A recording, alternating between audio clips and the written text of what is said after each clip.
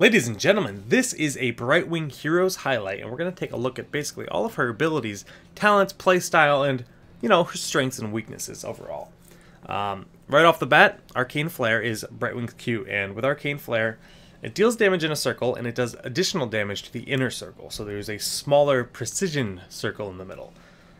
With Brightwing, the skill shot is instant, but it's kind of slow.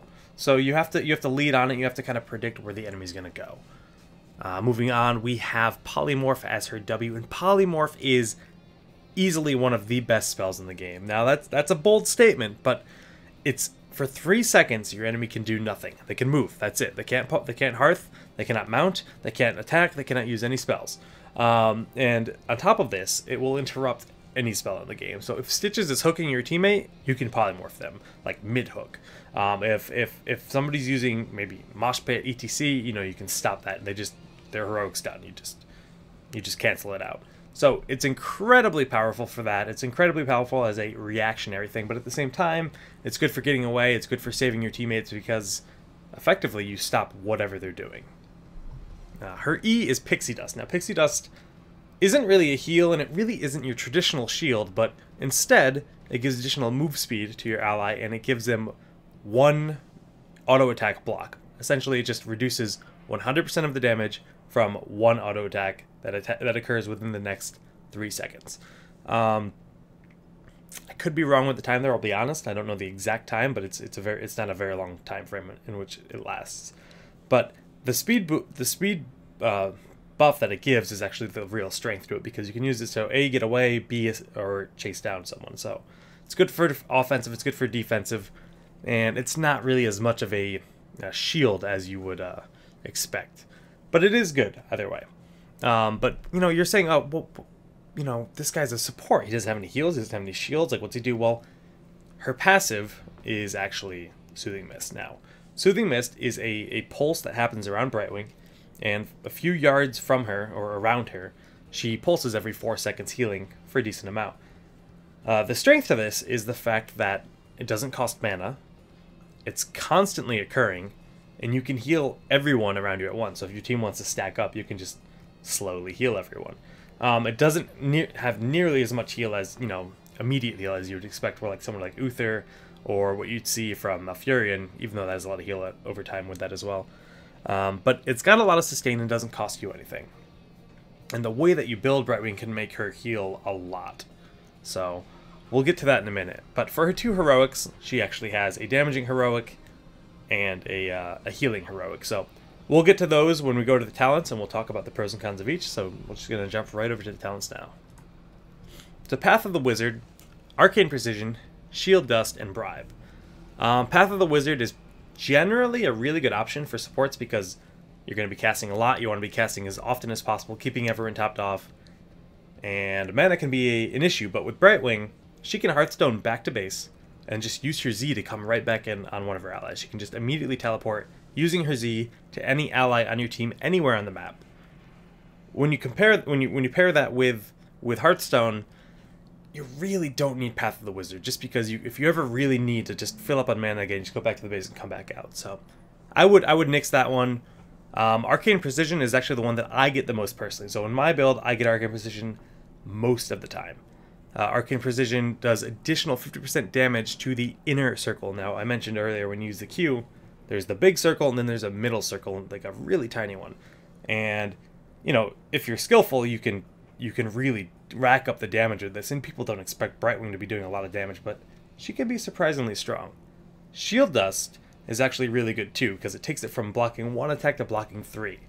And that adds up real quick. It's a 12-second cooldown on Pixie Dust, so it makes Pixie Dust more of a defensive spell than just a, speed buff, really. And lastly, Bribe. Brightwing doesn't have a mount. She relies on teleporting to her allies to really, mobilize throughout the map. So, personally, I don't think she should be running into the jungle on her own and trying to bribe Siege Giants or Knights. I think it would be, just a huge waste to get it on her. Maybe back when Bribe bribed a whole Merc camp, no matter what, just flat out with 40 stacks. But nowadays, I definitely would never get Bribe on Brightwing. For level 4. We got Anti-Magic Powder, Shield Ally, Poison Enemy, and Promote. Anti-Magic Powder is, reduces 50% damage from one attack. From one spell, rather. So if you spec with level 1 and level 4 on your Pixie Dust, it actually makes it really defensive. But in my opinion, Shield Ally is just a more all-around useful shield. I mean, Shield Ally I get on Tassadar, I get on pretty much any support I play that you can grab it. So I think Shield Ally is the clear choice in this category, but I haven't played with Anti-Magic Powder that much, so it definitely has potential to be very good when you pair it, even when you pair it with your level 1, when you pair it with Shield Dust here. So worth playing around with if you want to do like a really Pixie Dust heavy composition. It could be very, very good. Poison Enemy, Brightwing is not really an assassin. I mean, she can poke and she can use her auto attack from afar and be annoying with it, but I really don't see Poison Enemy like being a useful talent for her.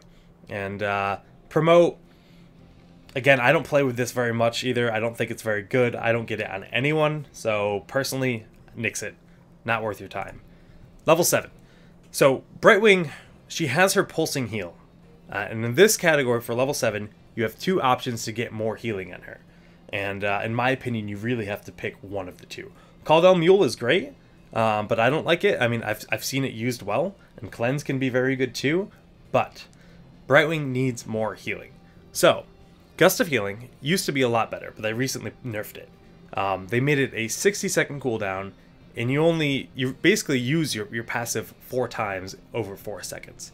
So it's a lot of healing over 4 seconds, and especially if you're trying to fight over like a tribute or a chest on Blackheart's Bay or something, and your team just needs to be topped off, this is good for that, especially on like Cursed Hollow, like if you're just trying to just use that for the team fights every time like you're fighting on a tribute. It does have its place there, but overall I think Regenerative Rains is just the better option because every time you cast any spell, you pulse. So just like your passive. So you use your Q, she pulses. You use your W, she pulses. E pulses. So with that, I mean, there's just so much sustain, and you can really spam her abilities quite a bit, so you're healing every time you do anything. And you're not waiting on a minute cooldown. So personally, I think Regenerative Rains is the better option, but it's definitely still debatable. I mean, Gust of Healing was actually my like no-brainer. You always get it before they nerfed it, but now I go with Regenerative Rains. So for level 10, we have our Heroics. And Blink Heal is kind of universally determined, agreed upon that it is the better heroic, but I disagree. I think, well, let me rephrase that.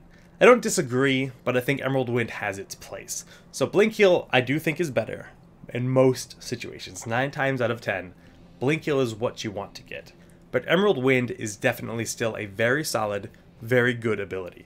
It is by far the best disengage in the game, and it can be used in some pretty unique ways. Like, for example, if you have Zeratul in your team, and he uses a Time Warp, or Void Prism.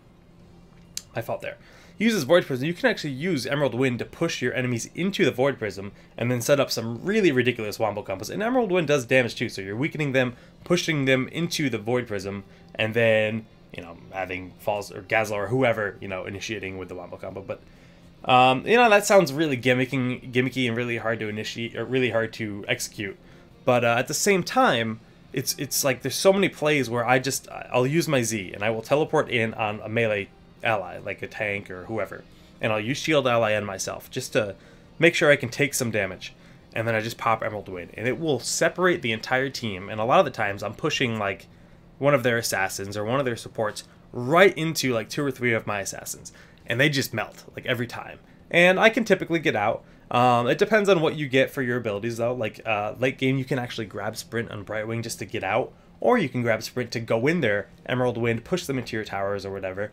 So it sounds really weird, but you'd be surprised at how successful it can be, and especially at level 20, because once you get level 20, Emerald Wind actually gets three charges. But the big downside with Emerald Wind is that if you get stunned, you lose it. So you kind of have to wait it out and make sure that they use their stuns, or maybe 1 or 2 of their guys use their stuns, and determine that it's like the right time to Emerald Wind. Because if you just rush in there, they're just going to stun you and burn you down before you even get to do anything. So It's a bit tricky, but it definitely has its place. Moving on to level 13. We got Sticky Flare, Face Shield, Sprint, and Ice Block. Now, Sticky Flare, that's an AoE. So 30% slow for 3 seconds. AoE can be really, really, really good. Honestly, I think all of these options are viable, but that one's pretty fun and just pretty useful, especially if you're trying to save an ally or even just chase down the enemy team, because 30% reduction on movement speed for 3 seconds is a lot. Face Shield is the option that I go with 9 times out of 10. Reduce 200 damage, or, they gain 200 shield for 3 seconds when you teleport on them, and 9 times out of 10, when you're teleporting on someone, you're either going there to initiate, or you're going there to save someone.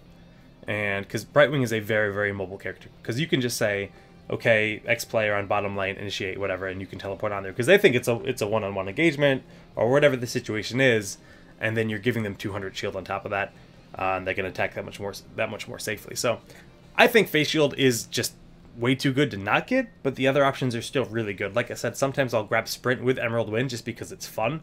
I wouldn't say it's particularly the best option, but it's a lot of fun either way. And Ice Block is great. In theory, I could see Ice Block paired pretty well with Emerald Wind. Like, you just pop Emerald Wind, then you just Ice Block and wait till you can get out and, mad dash out of there. But Face Shield is very good. Sticky Flare is very good. And Sprint and Ice Block are always solid options for all heroes. For level 16, there's Sticky Powder, Critterized, Rewind, and Stone Skin. And honestly, all of these are good as well. Sticky Powder, 50% speed reduction on your sheep. Now that's, you sheep someone and they move half as fast, they're gonna die 9 times out of 10. Critterize is even more unique in the fact that it makes it take 25% additional damage when they're polyed. So if you really have a focus composition where you're just trying to burn down specific people, which is always a good choice, this can be very, very good for that. But Rewind all around is just a phenomenal spell as well. I mean, with Brightwing, if you're speccing her to pulse every time you cast a spell and you can rewind, think of how many times you're going to be pulsing, and think of how much healing you're going to be outputting for your team in a team fight. So I personally like to get Rewind just because I think of, like, not only are you polymorphing more often and shooting more flares out, but you're healing that much more. So I think Rewind is probably my favorite choice. But for level 20, I really think it comes down to the heroic upgrades. If you're grabbing Emerald Wind, I get continuous wins. If you're grabbing Ysera's or you're grabbing Blink Heal, I grab Ysera's Blessing, because especially Ysera's Blessing, 200% initial healing bonus. That's a lot. That's a lot of healing. Like, if you're trying to fight over a tribute, Blink Heal becomes so powerful. Like, you pretty much can't lose team fights when you use it. It's kind of like, it's almost like Tranquility on crack. It's that good. It really is that good. Storm Shield is good. Don't get me wrong. It's very good. And Bolt of the Storm is nice.